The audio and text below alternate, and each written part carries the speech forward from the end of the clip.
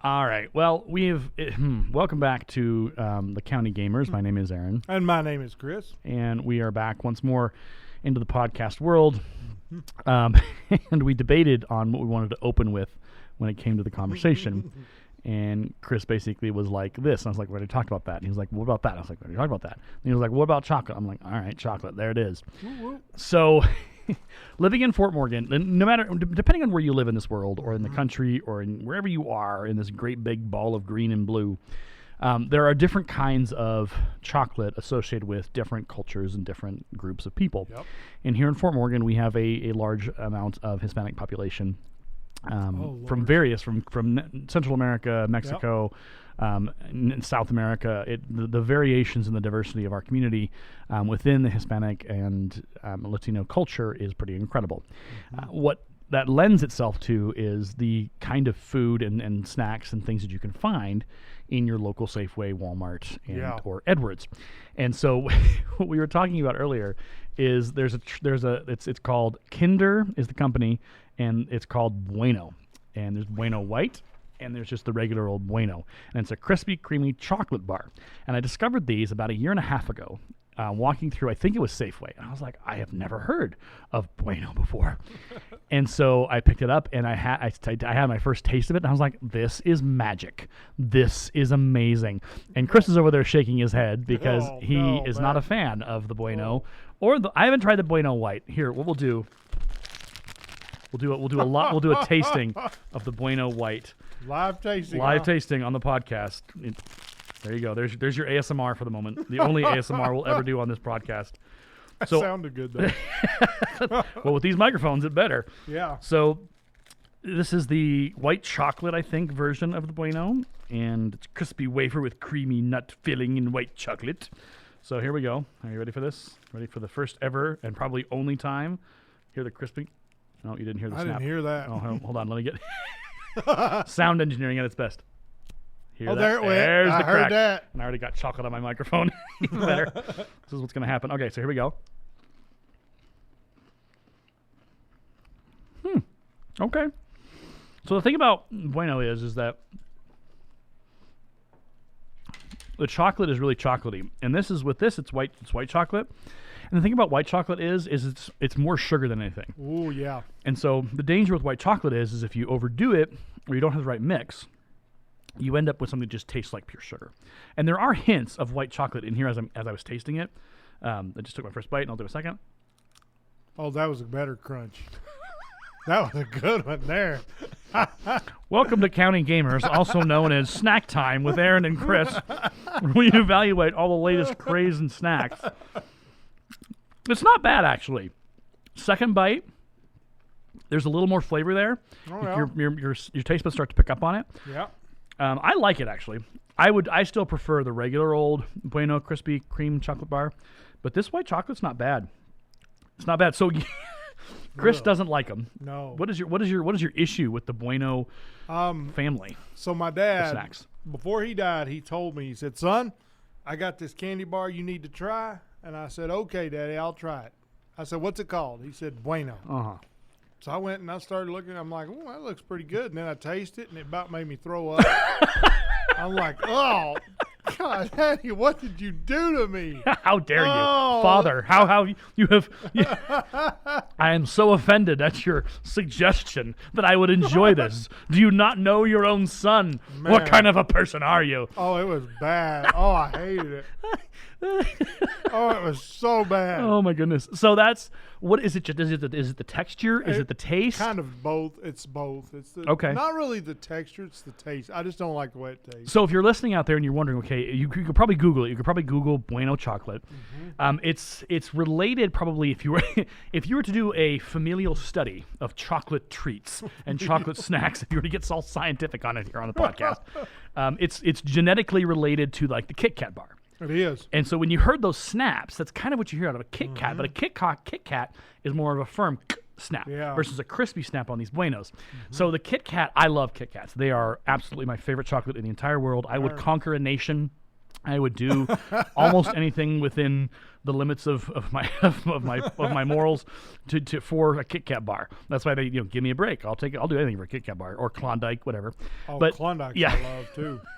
So the thing about it is that it's more of a softer, crispier Kit Kat. It is, yeah. And so I think people like that. That's what kind of offends the texture, the taste problem. Is you're like, oh, it doesn't snap like a Kit Kat. It's not solid. Yeah. Like it's not that block of chocolate that you eat out of a Kit Kat and you get a chunk. I like blocks. Yeah, and this is not. It's solid. very lightweight. Like if we were to go all science on this, and we were to weigh a piece of Kit Kat versus a strip of Bueno, I'm pretty sure the Kit Kat would weigh more. It's the power of two. It's the power of two. So it's definitely kind of a different kind of thing.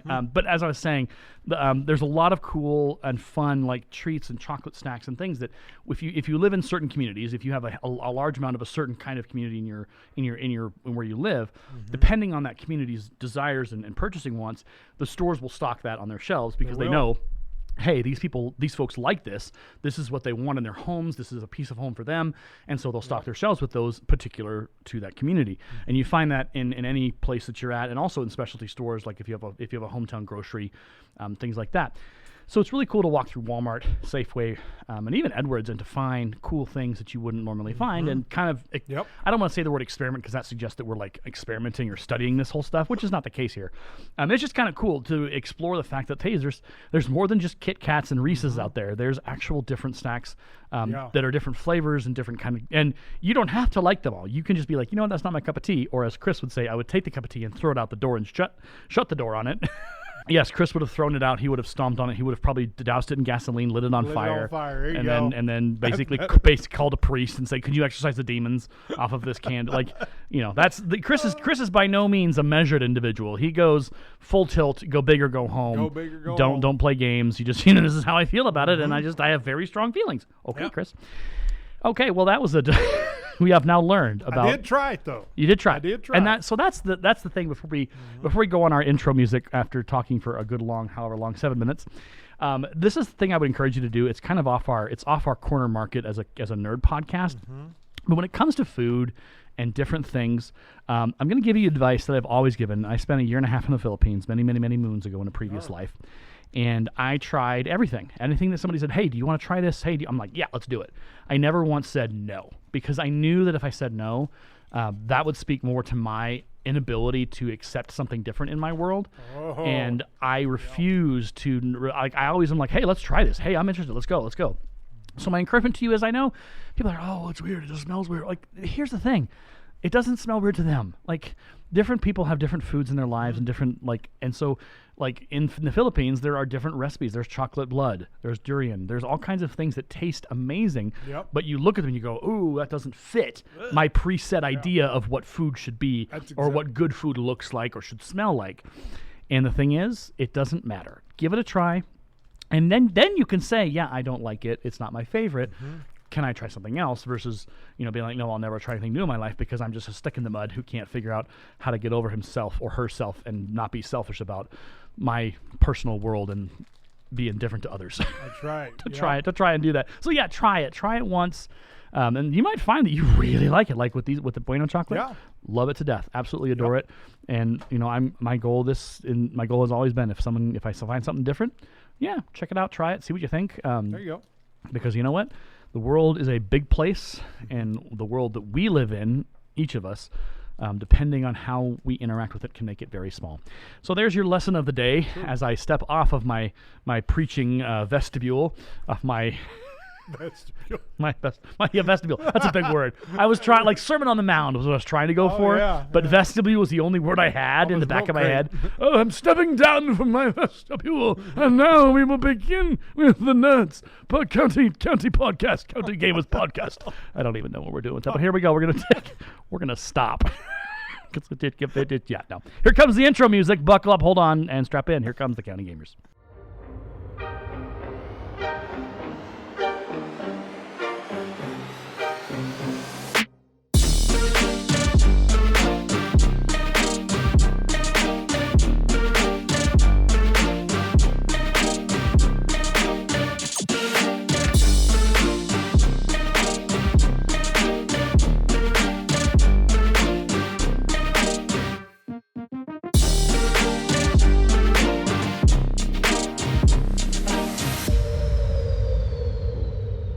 welcome back to the podcast. My name is Aaron. My name is Chris. And we got a real exciting thrill ride of an adventure coming up for you on the top. And I think we should probably do this going forward. I'm gonna like lay out the game, the map of the podcast before we start talking about. There we go. So on the list today is going to be Skull and Bones, which is coming out of Ubisoft, and there was actually a gameplay update that came through.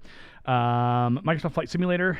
We're going to talk about Stellaris, Moto Gp, The Division mobile game, and I have feelings about that. And then whatever else we manage to come up with and talk about, we will engage with. So let's start.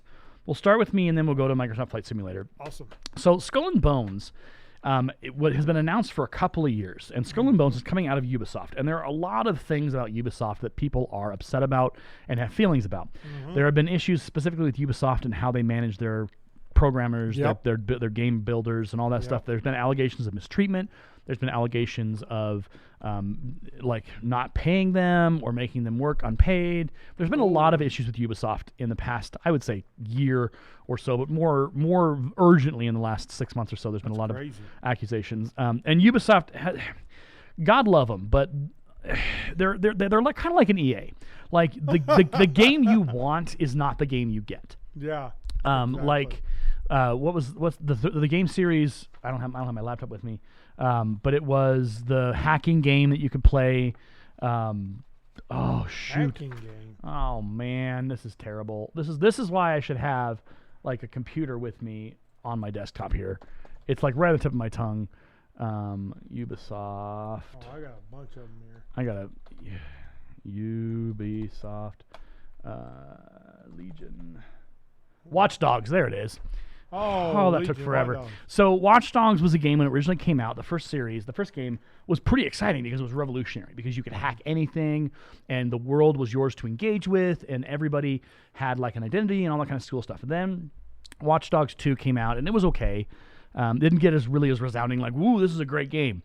So then they announced Watch Dogs Legion, and it was the third game in the series, and people were like, oh my gosh, this looks exciting. I heard about this one. I think I talked about it in a past podcast and how disappointed I was in what ended up happening. And fair warning, there are going to be spoiler alerts for a lot of this stuff coming, so be prepared if you've like not played Watch Dogs Legions, or if you're really interested in like retaining your not hearing the story of the game, story of the missions, then you may not want to listen to this. But if you want to hear me lose my mind and melt down about a stupid game, feel free to listen and continue. So Watch Dogs Legion came out, and I think I either pre-ordered it or I bought it like the day or so after it came out. And Legion's storyline is it's set in London, and it's an accurate graphical map representation of London, and they did all their work. And the story continues the idea of the hackers and a post-apocalyptic, and everything is, everybody has access to your information, and it's Big Brother, and we're trying to take down Big Brother, and they're trying to shut us out. Unfortunately for Watch Dogs Legion, the story tanked for me, because the person that you meet, like that, who's your friend and your confidant, and who kind of signs on to help you and guide you, ends up being the enemy. And so it just becomes this like, ooh, we got to subvert the expectations with this. And it's like, but that's like, would you stop trying to recycle game ideas? Like, give us an original bad guy. Like, don't sell me out to my friend. And it just, like, the gameplay was cool. But it just, there was like, once that was the thing that I found out, and it wasn't very interesting. And then they came out with Watch Dogs Legion Undead, where you could go through zombies, and it was all right, but I didn't go back to play it. Like, I just was like, I don't want to finish the mission. I don't want to finish, because I know what's like, even if I had found out who the bad guy was, and it was like some actual bad guy or government bad guy, I would have kept playing. Like, okay, cool, I want to see how this plays out. But now that I know that it's actually one of my characters that I've been working alongside for most of the game to change the world, and they sold me out, and they're the actual enemy, they're the bad guy, I'm just like, look, I don't care about this whole like making good guys bad and bad guys good. Like, give me just a bad guy. Just give me a bad guy. That's all I want in this world. Something. I want a bad guy that I defeat and who is absolutely horrible and evil, and this is the good versus bad. And I know that game companies are trying to like, oh, I want to make the game like we don't want to, like, I don't, just give me the black and white bad guy. Just do it. They're either good or they're bad. Like, none of this backstory, tragic backstory. This is not Maleficent. I don't care. Like, I don't want to know that Maleficent, the cause of Maleficent's evil, or Cruella de Vil, like that her tragic backstory, why she skins Dalmatian puppies, is because she's had a bad childhood or she had a bad boss. Like, Oh my goodness. Come on, no, that movie made me angry. So my point of this, Lord. the long way around this, Yep. is Skull and Bones is from Ubisoft, and Watch Dogs Legion is a part of that. Looks cool though. Skull and Bones looks legit, and the reason why Skull and Bones looks legit is it's born out of Assassin's Creed Black Flag. So Assassin's Creed Black Flag was a pirate game, and what people will say about Assassin's Creed Black Flag is it was a pirate game masquerading as an Assassin's Creed game.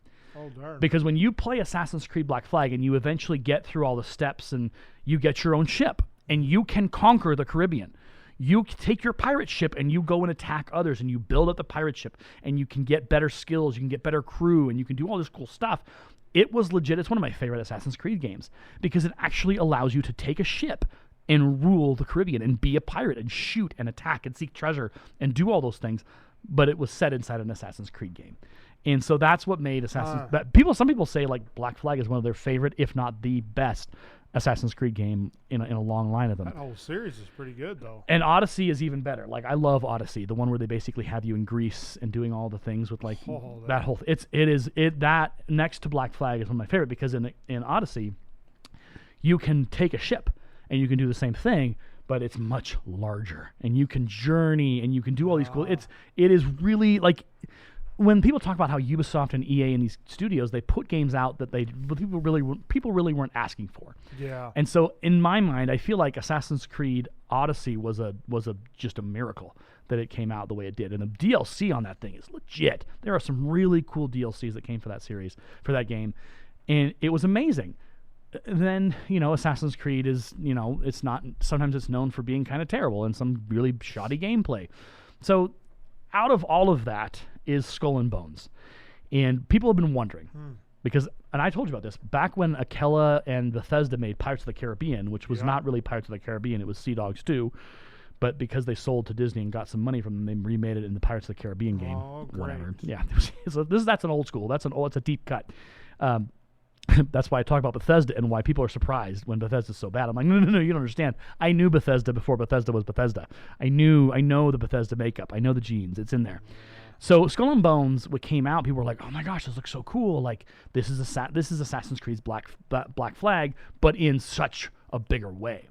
And so about 2 days ago, they released a gameplay preview of how it's all going to work. And so people were excited because it actually turns out that, like, you start off the game, you get stranded on an island, you have to build your own ship to get out, and then you start to slowly but surely climb the ladders. And you become a pirate in a massively large amount of ocean.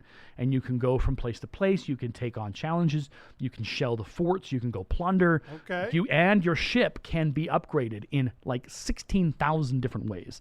So you don't just to be like, oh, I want to change my cannons. No. What are your front cannons? What are your mid cannons? What are your mid right cannons? What are your rear cannons? Okay, what is your weapon of choice for your guys on the deck? What kind of a crew do you have? How is your ship? How many sails is your ship? Are you going to have a trade ship that has a lot of power, has a lot of space for transporting transports, but you're weaker on the defense, but you can make more money running transport missions? Or are you a big, bad, bulky like warship, but you can't move very quickly? Or hey, are you a smaller clipper that can move quickly and do more damage on the fly and outflank these big guys and take them down like that? And so, like, it's legit. The depth and the character creation suite is legit. Like, looking at all this, I was just like, this is the game. And knowing Ubisoft, they're going to find a way to screw it up. That's what I'm waiting. I'm waiting to hear that part. So I don't and it's supposed to come out in September, I think, is what they're saying. Oh man, really? So it's coming soon, but they're kind of giving the pieces as they do. They want you to go ahead and pay for it. They do. They want you to pre-order it, of course, because that's how anybody like Ubisoft or EA does. That's how they get that money. So the Skull and Bones is going to be interesting. I think cool. What they said is you can play it single player, but they also said it's a lot more fun with friends. And this is where I'm worried. This is where my worry begins, because when they say that, it's better with like a team of friends. It's like, okay, cool. But if it's harder, and I heard them say this in the live stream, they said it's a little more challenging if you're single player. And I'm like, look, Yahoos, Ubisoft, like, make it, like, adjust the hardness level for the single player. Like, make the single player not as challenging, but once you start adding, like, multiplayer game guys in, like your friends in, then amp up the difficulty level. Yep. Don't make it it felt like they were saying, you will play this with friends because if you do it on your own, you're going to have a heck of a time. And I'm just like, look, I don't have the time to block out like an hour a night to go find friends to play this game with. No. I'm a single player dude, and maybe I'm not the guy they're selling the game to, but I'm still a gamer and I still love the game. Yep. So that's my worry is that they said, oh yeah, no, you can fully play through it on single player, but it's more fun with friends. And I'm like, they just ruined it. Ubisoft, come on. And that, I mean, I may be wrong. We may be thinking that it's not going to be that this not going to present a challenge. But Skull and Bones, so to give you a picture before we move on to flying out of the sailing, I have been a part of like the boat, the pirate ship since like Age of Sail 2, all like the original Sea Dogs 2, which was then Pirates of the Caribbean. Like I have played all of those games, and there is a like insane amount of people within the community who hunger for a good like game like this, because and they're still doing it to this day. So the original Pirates of the Caribbean's game, when did that release? Hold on. Pirates of the Caribbean game. Skull and Bones looks cool. Yes, it's... I really like the look of it. Game Akela. So, Pirates of the Caribbean. Yeah, Akela Pirates of the Caribbean. Yeah, 2000... Is that 2003? 2003, okay. So, Pirates of the Caribbean is from 2003. And it's... There are people out there who still today are putting out a mass, they release new updates every couple of months, but they produced a overhaul mod that takes the base install, upgrades it, kills all the bugs, because there were bugs where you would go to fire your cannons, the game would crash, you have to start all over again. But they have built it into like a massive RPG game that does everything that they want to do. And the hopes and the dreams of that community and me, I haven't been a part of that community in a long time, but I remember just being a part of it, being like, this is so cool. This is what we want. That they had gone through and done it for free. They had designed this complete overhaul. So Skull and Bones is the latest and greatest hope that we will have an actual like Age of Sail. Like you can be a pirate, or you can be a privateer, or you can be whoever you want. You can tell your story in a massive, sprawling, open world sailing game. And that sounds cool. That is the hopes and the dreams of a lot of people, I think, out there who have been kind of waiting for this game. Like I said, Black Sail from in the Assassin's Creed series, it hit the marks. Like it was really brilliant, and I do love that game a lot. I need to get back into playing it because it's so much fun. So here's to you, Ubisoft. If you can make it happen, I will sing your praises on this podcast for at least a couple of months. Yeah, until you do something. You do something stupid, which given your, it's like those signs that are in warehouses. It has been like 5 days since our last accident. It's been like however many days since Ubisoft's latest blunder. Yeah. So you're on notice, Ubisoft. Do a good job, and I hope they do. I hope do too. It looks so much fun. It does look fun. Just with the gameplay. If you're curious, go on YouTube and search for Skull and Bones gameplay reveal. It happened a couple days ago. It was a live stream, and it's chock full of good stuff. People are excited. I'm excited as well. So there you go. There's your Skull and Bones update from the news desk. Dun, dun, dun, dun, dun, dun. And back off the news desk and onto the ongoing review desk, which we don't really have. We just have desks in this room right now. Yeah, we do. Flight Simulator, the latest and greatest from Chris. Chris's initial experience with Flight Simulator, which was on this podcast, which was he was frustrated and angry and didn't like it and was like, I don't understand any of this. I'm not ever going to play this again. Well, he did. Oh, I did. And talked to us like how was that experience? How is this experience better than your first? Well, so basically what happened was I'd played it the first time, and I'm like, dude, how am I ever supposed to know how to do any of this crap, man? Right. All I ever do is crash it. So I said, not a good situation when you're a pilot. All I do is crash. We're not going to hire you. Crash and burn it. That's all I did. And so I decided, and there for once I didn't even know how to take off. I couldn't figure out. I remember that conversation. So I finally figured out how to take off, and I said, you know what? If Aaron likes this game so much, there's got to be a reason why. So I went back. I like that qualifier. If Aaron likes it, there's got to be at least some redeeming quality in this game. Yeah. There's got to be something like in. I love how you're just like, there's got to be. There really like. There's got to be something, man. Something here that's valuable.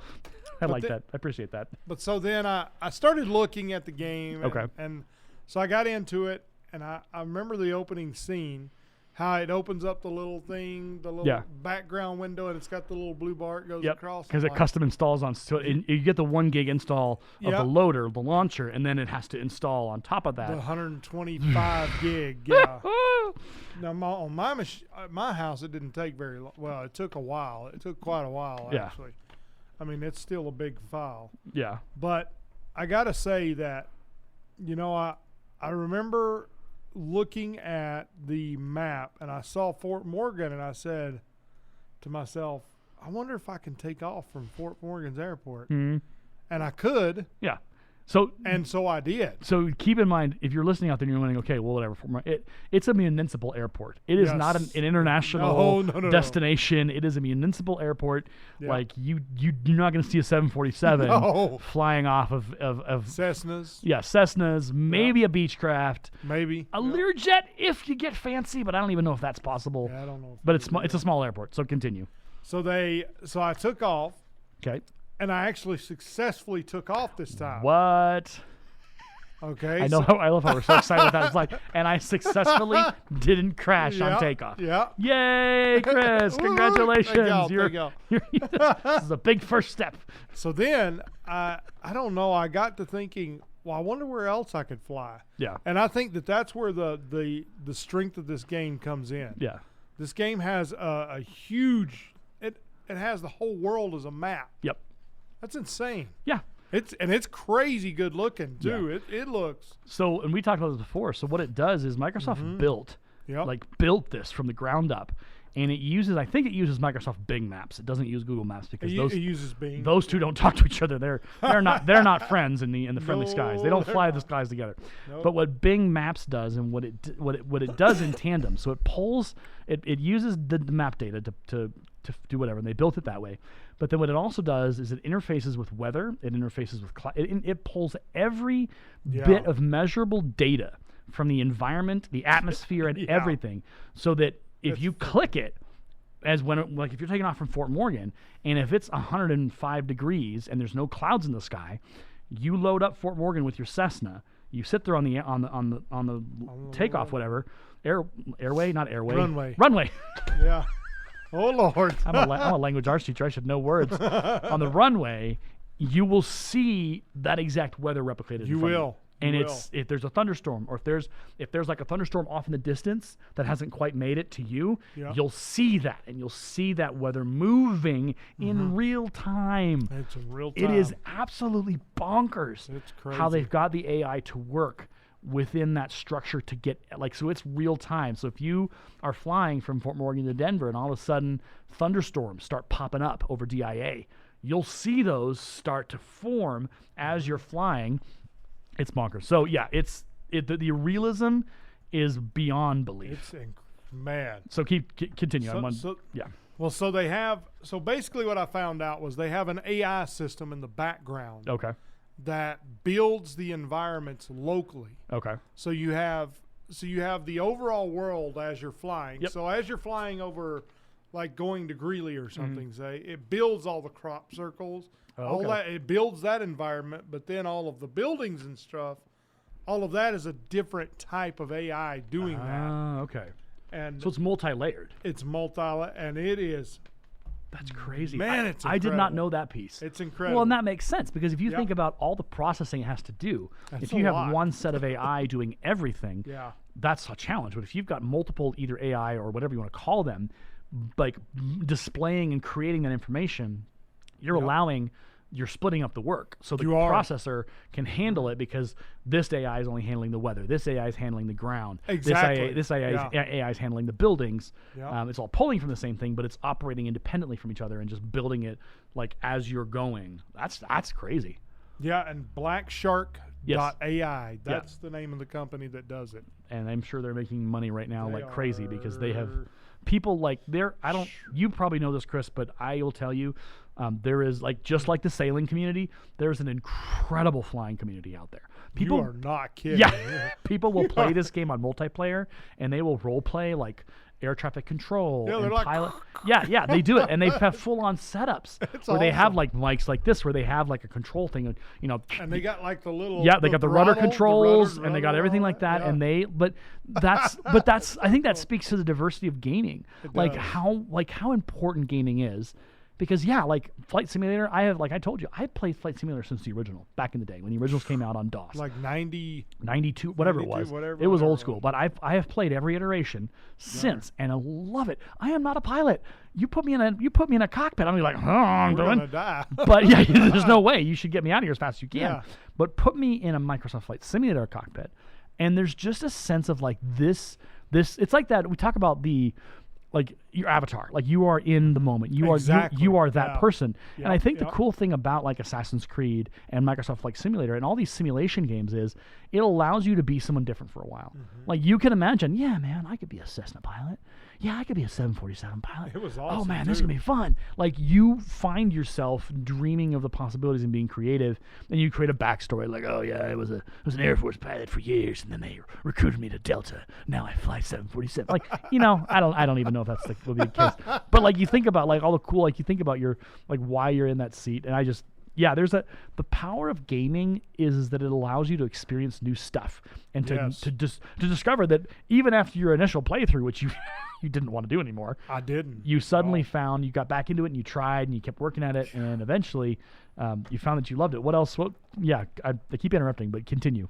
So it says here that they constructed over 1.5 billion photorealistic 3D buildings. Oh my goodness. 1.5 billion. Oh my god. That's why the file is 120 something gigs. Yeah. But if you think about what they've done, they've essentially created this huge world. Yeah.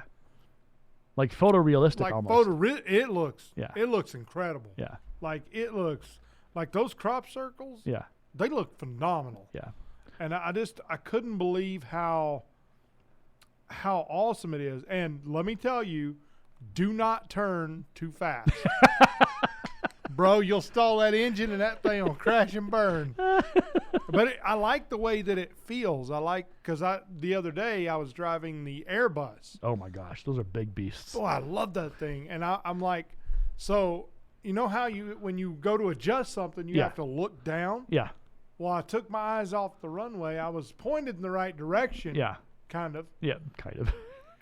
But what I forgot is that I released the brake. Oh, okay. And so when I looked back up, I was going across all the runways.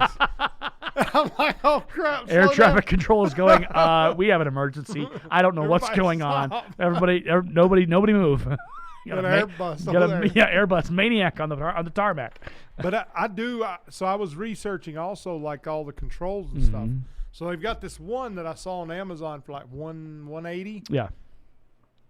I'm heavily tempted to buy it. I will. So I'll share this with you. Man, I have been eyeballing that kind of stuff for a while because I bought this I bought this when it first launched, and I have been like, oh my goodness, I would like that like it would amplify my play. Like I would really play this game a lot if I had something like that. Yep. And you think about it like they're not that. I mean, yeah, $150 that's a lot of money, but in the grand scheme, like. It's not that. You're not buying a $20,000 airplane. Mm-mm. Well, that's lowballing. I would like to do that too. Yeah. So to give you some backstory, so I've been thinking here lately. So I'm terrified of heights. Okay, me too. I share that. I'm absolutely terrified. Well, I don't like flying. Do you want to know that? I don't like flying. I hate either. it. But we play Microsoft Flight Simulator and we love it. But here's what I told my wife. I told her, I said, I want to go to Morgan, over to the municipal airport. Yeah, the airport, and I want to fly in a helicopter. Okay. I think you can probably take flying lessons out there. Oh, don't give me stuff. The look on Chris's face is like, I don't know how to feel about that. I told my wife says, well, honey, why don't you get flying lessons? Yeah. And I said, maybe I should do that. Okay. All right. I'm gonna have to research, see how much it is and all that business, because we don't want to go throwing a bunch of money into the wind. Right. But I got to say, man, this game has changed my view on video games. Okay. That is interesting. How has it changed your view on video games? So, I used to like to play a lot of like first-person shooters. Yeah. That's the kind of games that I kind of... Or like Diablo 3 or those kind, like the top-down view. Yeah. I play those games. Yeah. But then after playing this one, I haven't played those since. Really? And this game is just like, man, I don't know.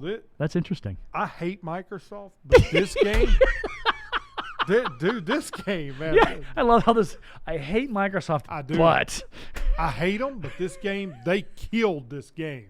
They did. They killed. So when this thing launched, when the teaser started coming out, when this thing got announced, people lost their minds. Yeah. Because the photo, like the realism, if you have a good PC or even a great PC, it looks real. It looks real. I played Microsoft Flight Simulator X, which was the last iteration that came out before this one. I remember that one. And it was great. Like it was at the time, it was like, wow, this is really good graphics.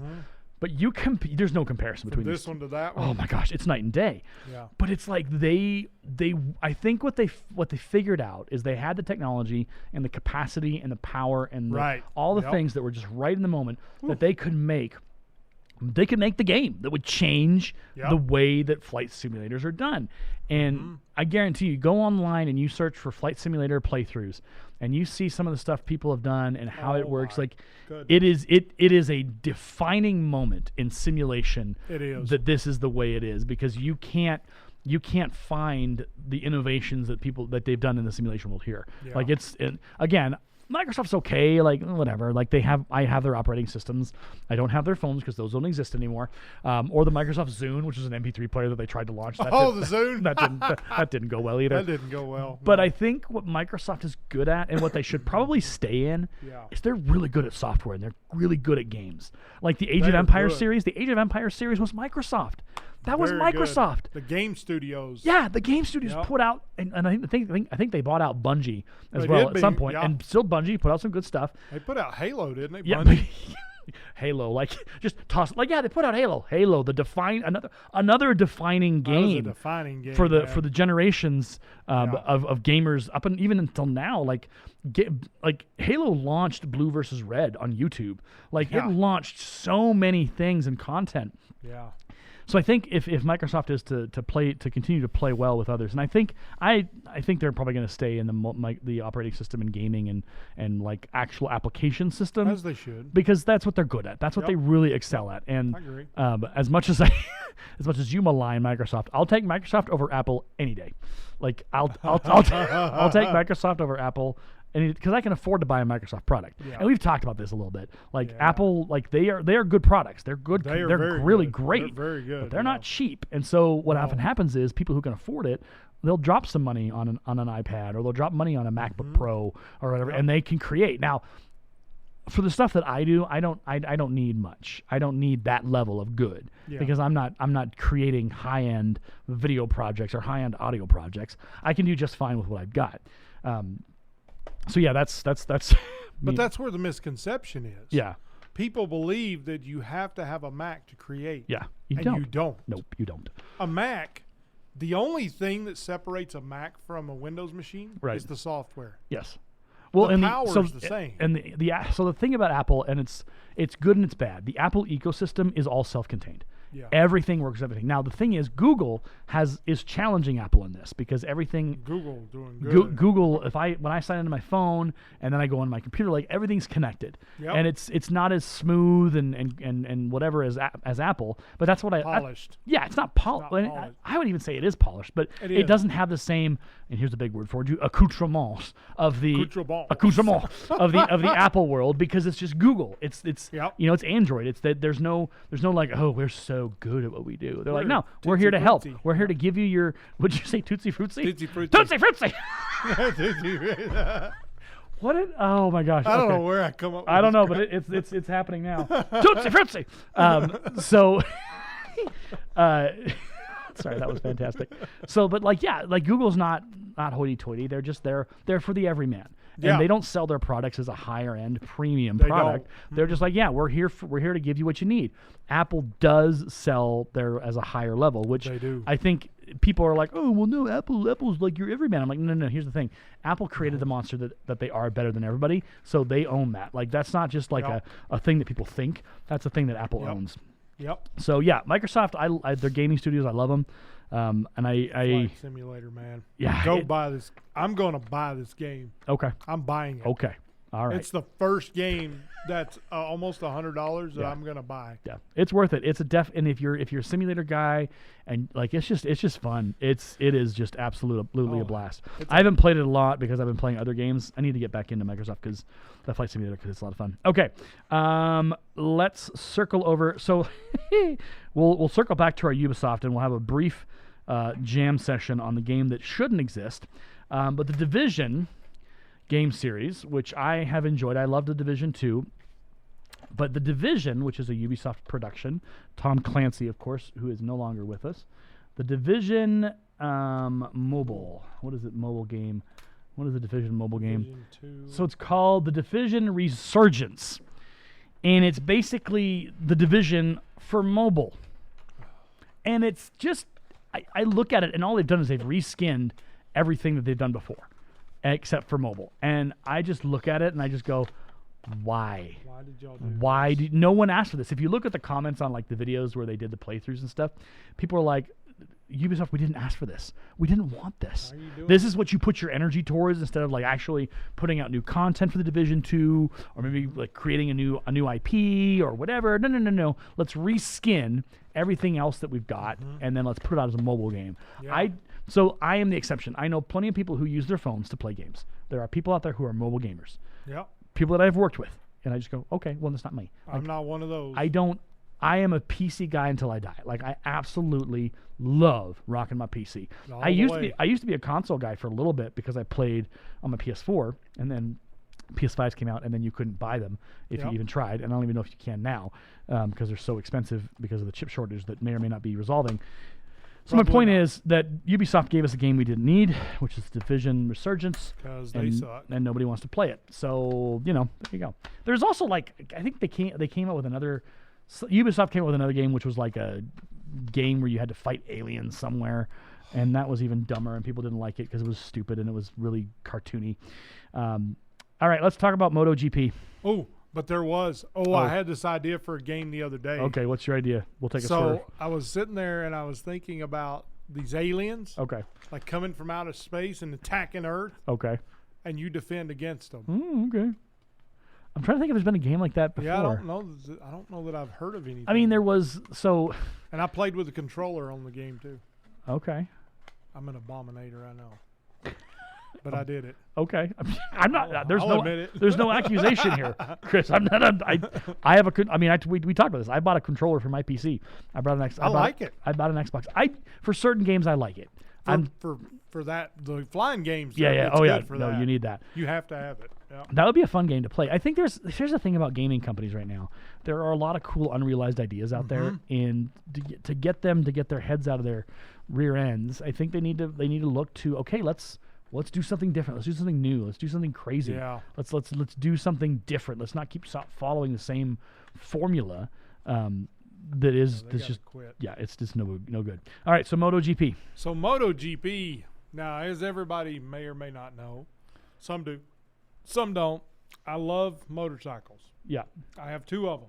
Okay. And I ride them every day. One of them I ride almost every day. Okay. And so I decided to try out this game on the Game Pass. Okay. Called Moto GP. Okay. I think I forget if it's 2022 or 2020. I don't remember. Okay.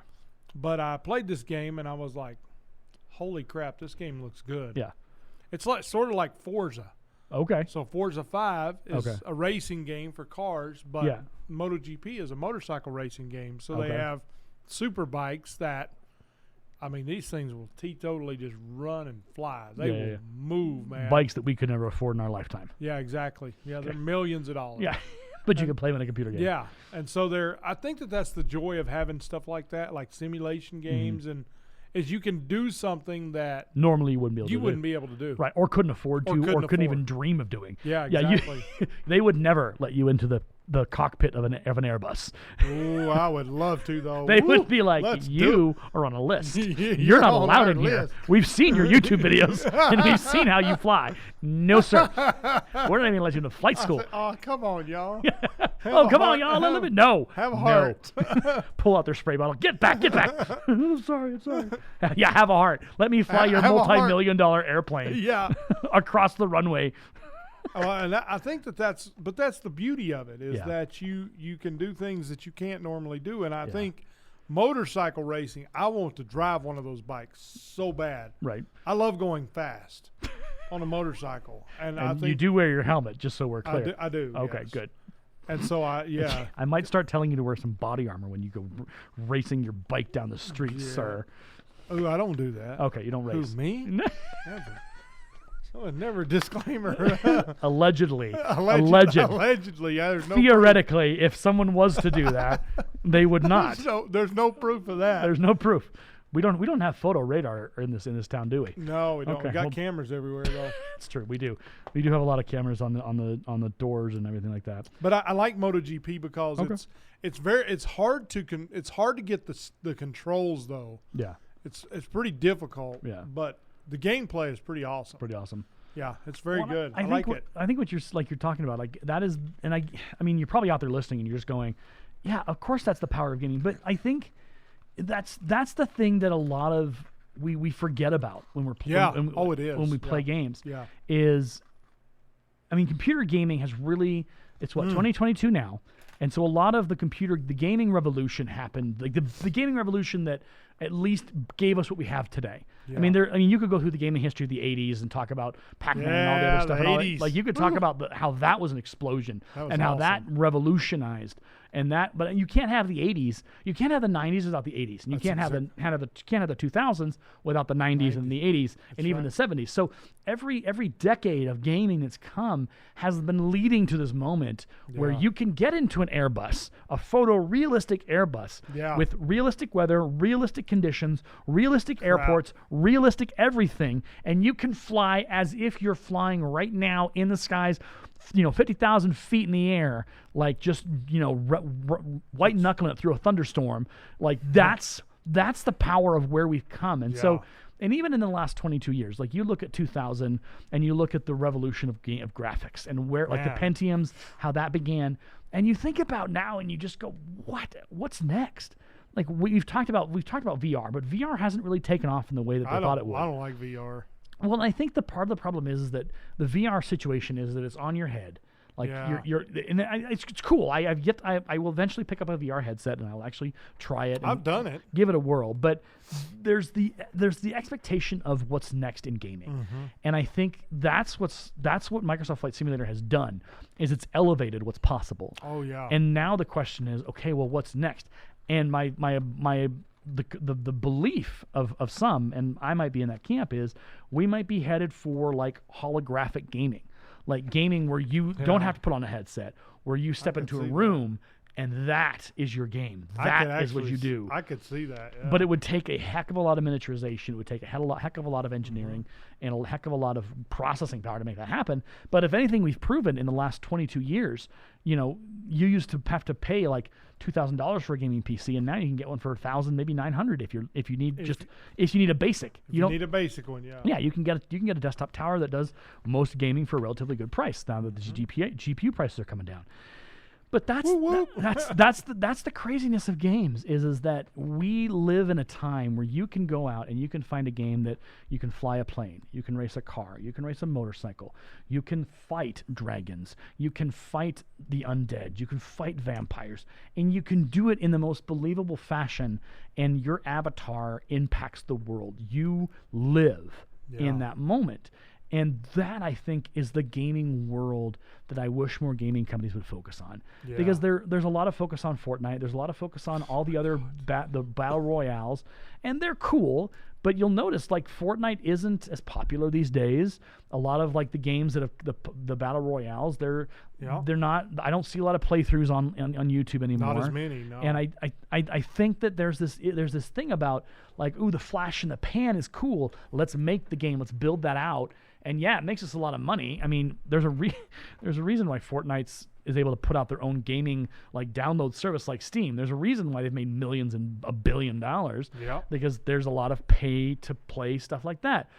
But the thing is that what is the payoff in that? Is there a payoff? Okay, yeah, I've won like 54 battle royales, like, but where's the impact on the gaming world? Where's the impact of your avatar? Mm-hmm. And I think that's what I wish that gaming companies would more embrace. Me too. And not be like, oh, well, you can play it on your own, but it's more fun with friends. It's like, look, make me a game that I can lose myself in.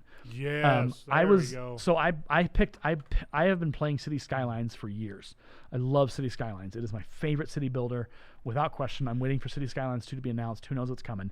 But I have spent the last 2 days just playing that game. Mm-hmm. I have built my city up to like a 16,000 population. Holy I am currently crap. dealing with an insane traffic problem that I'm trying to figure out. Like I spent before I came, the 2 hours. So after church and before my phone call with my folks, I sat down and I played for 2 hours. I tried to reorient and rework my highway system and my streets and my connections and my exits off the highways. It's still not working, but like I'm having to be creative and make my city function because that's pretty cool. What I do with those highways and byways and whatever, that has an impact on the world that I'm building. And I love that. I love being able to just sit in and just dig in and watch my city grow and watch my commercial districts grow and then watch things get abandoned because I didn't plan that out right or whatever. But I'm doing stuff that's having an impact. It is having an impact on me. And I absolutely love simulations.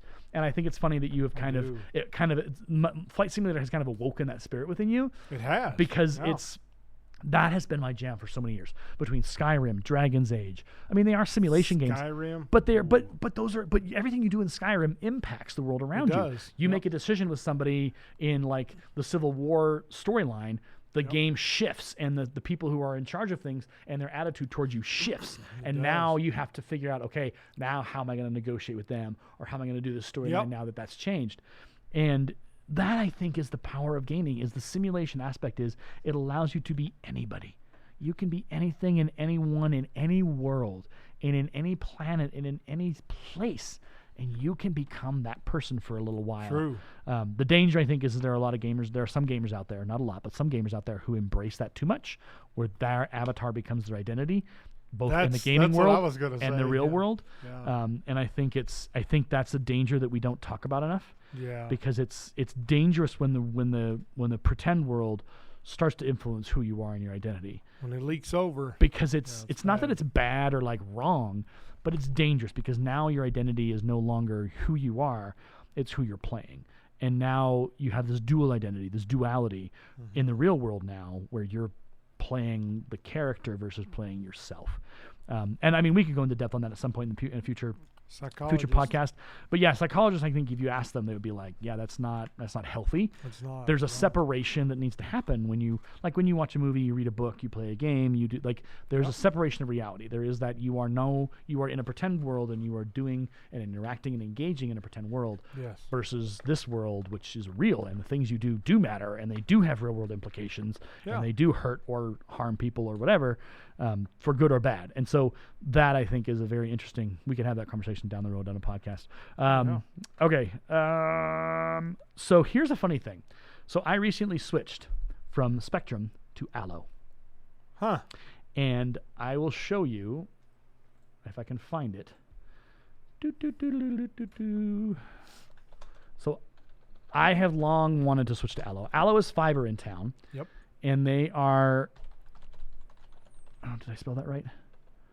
I cannot see that. I can't even see it from I can here. see a little bit. I have glasses. I can't see it from here. Teacher. I think I did it right. There we go. There I am. Okay, so I'm going to scroll down and find my Allo. So I actually did a speed test. Yep. Okay. Nope. Stop it. Just give me my... Log me in. It's going to be funny about this because I want to get down to that. Let's see if I can do it without getting in trouble here. Because it'll say, oh, you've scrolled down enough. You got to log in. There we go. Come here. This is what I want. There we go. Okay, so this was my connection speeds with Spectrum. So download was 456.9. Upload was 22.7. With Spectrum? With Spectrum. Well, your ping's really high. Yeah. So then, but I had also not called them to upgrade. I was just like, you know what, I'm looking at Allo because they're fiber. Okay. For the same price I was paying for the internet I was getting and for TV, which we didn't really use, I was getting 56.9 download and then upload at 22.7. Chris is talking about a ping of 23 and then a jitter of 4. Mm-hmm. So that was through Spectrum. So then the switch over to Allo, ping of 5. Son of a biscuit eater. jitter of 1. Get her done, Allo. Download of 93.7 and an upload of 795.9. Good. That's what I'm talking about. That's why you switched to Allo, everybody. Yep. And because they're fiber, and they literally run the fiber to your house from wherever they are. And so their pedestal. Yep. Our guy showed up. He ran the fiber down. He drilled a hole with the landlord permission. Drilled it, and it literally connects in. And it was like night and day. It was like, oh my gosh, like it's a big difference. It is a huge difference. And so God love Spectrum. We had them for like 3 years, or even 4 years since we moved here. But this was like, you know what? It's time to step up our game. And Allo seems affordable. They are same price I'm paying there. So I just want to like talk about that for a second. If you're out there and you're like wondering, should I switch to fiber? Trust me, there's a far better deal that you can find with fiber in your community, because it's just fiber. It's not cable. It's a fiber connection, and that fiber connection is a heck of a lot more powerful. You can carry more. It's more throughput because it just carries light. Yep. Well, and I was talking. And it's at the speed of light. Yeah, too. Exactly. Well, I was talking to my folks about this, and they have a cable, whatever, in their house, but they have devices. So they have their phones, they have their laptops, they have their TV, they have various devices, and those devices take your bandwidth. And so with the amount of stuff that's coming through on their cable, they were having to like they were saying, oh yeah, we have to disconnect our device off. So you shouldn't have to do that. Right. And I was like, that's crazy. But they're like, yeah, we've been looking at fiber in our neighborhood, and we can actually get like a higher for cheaper because of how fiber operates and how affordable it is. And I was like, once the infrastructure's laid, it's easy. It's easy after that. Well, and that's the thing I think that people like if you time traveled back to 2000 and you told somebody this is what's possible, they'd be like, you're insane. You're a nut. Yeah, you're a nutcase. What are you talking about? That's not even theoretical. That's crazy. That's insane. So that was kind of my revolution of like, oh my gosh. Allo is amazing. Now I have to call Spectrum. I have to call Spectrum on Monday and tell them we're canceling. I expect fully to try and be sold 6 different ways to Tuesday why I should keep their services. But I'm gonna be like, I'm sorry, they're already in the house. You can either leave. I'm sorry, get out. I don't like Spectrum. It makes me sad because because Spectrum has been trying to get into the mobile game for a long time. Yeah. And they are always sending emails, oh, transfer your phones to Spectrum. I'm like, you guys are trying to do too much. And I get it. Like, they're trying to make money. But it's like, look, you do one thing really well. If you did your internet really well, and your prices were acceptable, I would have stuck with you. But it was too much effort and work to try and figure out, okay, what can I do? How do I do it? And so at this point, it's like, you know what? I'm just going to go with somebody who is affordable. It's straightforward. They run the wire to my house, and I'm in. And like Flynn. And man, their service, I've communicated with them a lot on their website, on their Facebook page. Yeah. And I'm telling you, they're one of the best companies I have ever seen. Yeah. I've never dealt with a company that has the customer service they have. Yeah. I mean, they are that good. Yep. I really can say that. They are. They've impressed me. So we'll continue to evaluate them as we go forward. Yep. And see how we feel about them. But I have thoroughly enjoyed having Allo for the last couple of days. It's been really nice. Yep. All right. Do we want to talk about Stellaris real quick? Yeah, we can talk about it real quick. All right. So Stellaris is a strategy. It's real time. Real time. So it's not like it's not like a turns based. Nope. It's a real time strategy game, but it's set in space. And it is almost, I would say, like a space opera. Like, it is a massive game. Confusing. Yes. It's confusing, man. I will readily accept that accusation. So you've played Stellaris a little bit. I've played it probably a lot more. But I'm curious. Yeah. I'm curious what your reaction was and how you felt about it. Well, okay, so I had you talk to me about it. Yeah. And the place where I work, the plant manager talked to me about it. He's a big nerd, so I was talking to him about it. And he said, oh, you can do this, this, and this. And I picked this weird alien creature as my race and everything. So we were, I don't know. I started off, I didn't really like it at first because I couldn't make my spaceship move.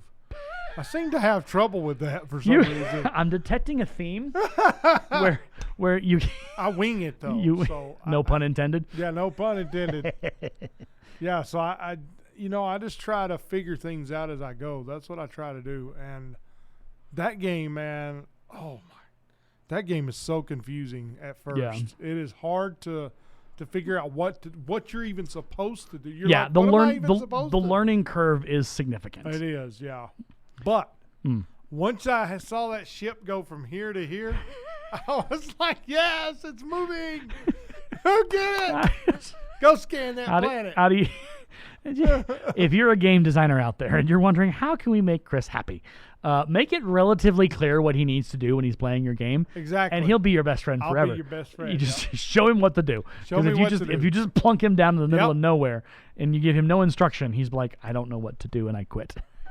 Yeah, exactly. I'm not going to play the game ever again. And then eventually he'll come back around after I tell him to play it, and then he'll kind of figure out how to make it happen. I'll get into it. And then he'll love it, and it'll change his life forever, and we'll be having a podcast where we talk about for extensive lengths about how his life once again has been changed through the power of games. Yeah. So Stellaris is fun, and it's got a lot of DLCs, which I hate deals.